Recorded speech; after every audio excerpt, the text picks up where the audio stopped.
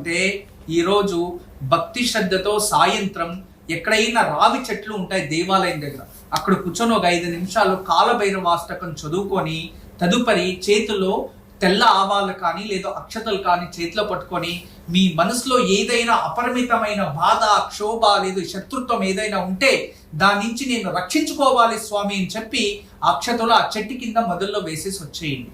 ఇది చాలా విశేషం, దీన్ని చేయొచ్చు. లేదు ఇదే రోజు సాయంత్రం ఎవరి నుంచి అయినా మనకి చాలా బాధగా ఉంటే చిన్న పేపర్లో వాళ్ళ పేరు, వాళ్ళ నుంచి మాకు ఈ సమస్య ఉంది, ఇది తొలగిపోవాలి స్వామి అని చెప్పి దాన్ని రాసేసి చక్కగా దాన్ని 3 నూనెల్లో డిప్ చేసి దానికి ఇంటి బయట కాల్ చేయాలి. ఇలా చేసినా కూడా సమస్త శత్రు బాధ పోతుంది. అష్టమి రోజు మీరు ఏం కోరుకుంటారో అది కర్మమైన ధర్మమైన మీరు దృఢ సంకల్పంతో ఆత్మబలంతో ఆచరిస్తే తప్పకుండా జరుగుతుంది. ఈ రోజు